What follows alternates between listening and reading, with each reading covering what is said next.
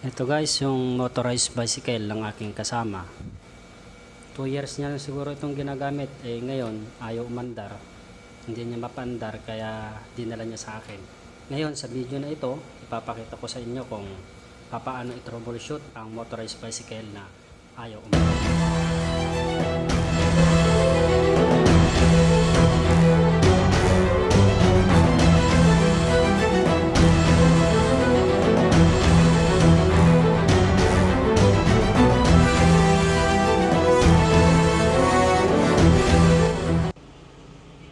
Kapag ayaw umandar ang motorized bicycle natin guys, lalong lalo na kapag umuulan at nasa biyahe tayo, ang unang gawin natin ay i-disconnect yung dalawang wire papunta sa kill switch.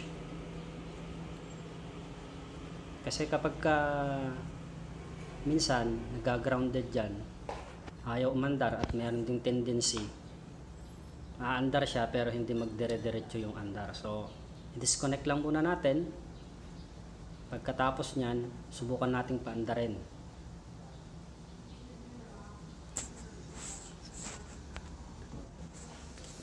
Ang sunod guys, kapag ayaw pa rin umandar, ang gagawin natin ay titignan natin yung karburador. Kasi lalo na kapag umuulan, minsan pinapasok niya ng tubig. Ang tendency niyan, ayaw umandar. O di kaya naman, pupugak-pugak, hindi nagtutuloy-tuloy yung andar. So ang gagawin natin, i-drain natin ng konti, tignan natin kung mayroong tubig. Makikita naman natin yan guys kung mayroon yung tubig yung carburetor natin. Pinagawa ko na rin yan sa kasama ko, pero sinubukan niya, ayaw pa rin umandar. So yan guys, drain natin ng konti, malalaman naman natin yan kung mayroong tubig nga yung carburetor natin. Ayan, pagkatapos nating drain ng konti yung carburetor natin, yung laman ng carburetor, subukan na ulit natin paandarin. Ngayon, kapag ayaw pa rin mandar, tignan natin yung spark plug. Ayan. So, tatanggalin natin yung spark plug.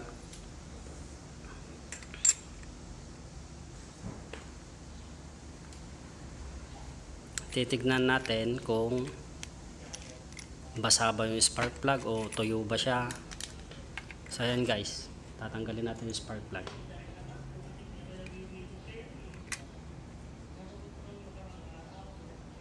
So ayan guys, kung makikita nyo yung spark plug, basa siya.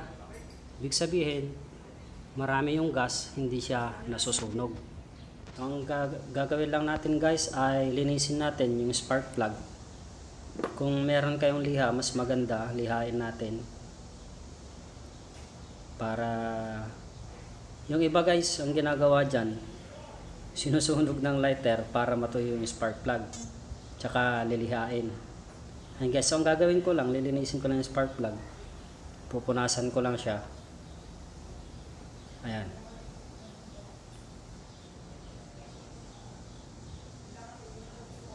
So ayan, okay na guys. Malinis na yung spark plug natin. Ngayon, ang gagawin natin guys, titignan natin kung may spark. Susuot lang natin sa CDI cup. Tapos kailangan yung clutch natin ay naka-engage siya. Ayan.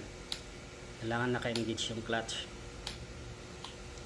Tapos ang gagawin natin guys, didikit lang natin yung dulo ng spark plug sa nut sa may cylinder head. Tapos paikutin natin ang gulong, titignan natin kung merong spark.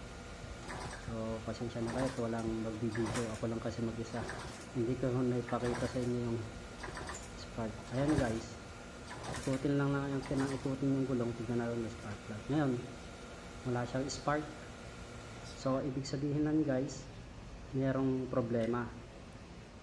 Is either sa spark plug, sa CDI, o di kaya naman sa magneto. Yan lang guys, yung sa tatlo na yan ang may sira kapag walang spark yung spark plug natin.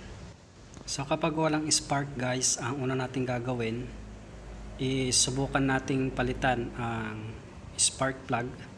Baka ito ang may sira. Since wala akong spark plug, meron ako ditong CDI, susubukan natin kung meron niyang spark, kung yung CDI nga ang sira. So ayan, i-connect lang natin sa blue tsaka black na wire yung galing sa magneto. Kagaya ng ginawa natin kanina, tignan natin yung spark, ididikit lang natin sa may nut sa may cylinder head at titignan natin kapag kung meron nga itong spark. So ayan guys, na-i-connect ko na yung wire, yung galing sa magneto, black tsaka blue. Ngayon, lalagyan natin yung spark plug sa CDI cap. Ayan, tapos susubukan natin kung meron na siyang spark.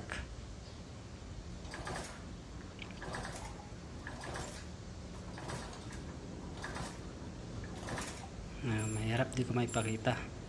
So saglit lang guys, at susubukan nga nating ilapit. Hindi ko kasi mapapaikot yung gulong kapag hawak ko yung pang video ko.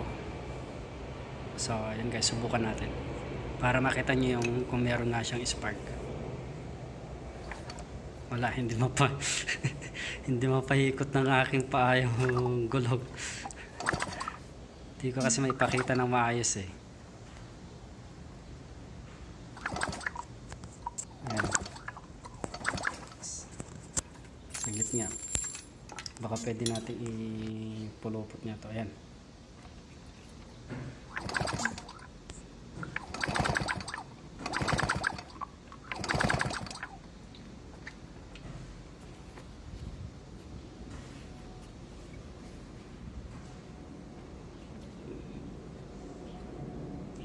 Mahirap talaga, hindi may pakita.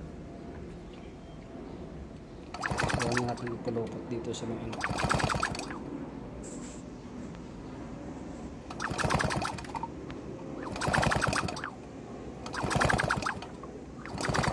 So ayan guys, meron na siyang spark. So CDI may problema, hindi wala sa spark plug. So papalitan na natin tong luma. May sira ito, baka ito yung napundi na. So itong bago na ang gagamitin nating CDI. So yun guys, kapag sinubukan natin yung magneto at hindi pa rin umandar, susunod guys, itong cylinder na ang bubuksan natin. Titignan natin yung piston tsaka yung loob ng cylinder head o cylinder kung meron ng sira. Minsan kasi ang nangyayari dyan guys, kumakahid yung piston ring sa loob ng cylinder. So ang tendency niyan guys, hindi na siya andar. So papalitan na ang cylinder tsaka piston sets. Ang mas masaklap pa nito guys, baka sira na rin yung crankshaft, ay papalitan na rin natin. So huwag natin hayaan na yung cylinder at saka piston ang masisira. Guys, papalitan na natin yung lumang CDI at ilalagay na natin yung bago, kasi ito naman yung nakita natin na mayroong sira. Yan guys, kapag pinalitan na natin yan, meron na siyang spark pero ayaw pa rin umandar. So ang i-check na natin guys, tignan natin kung meron siyang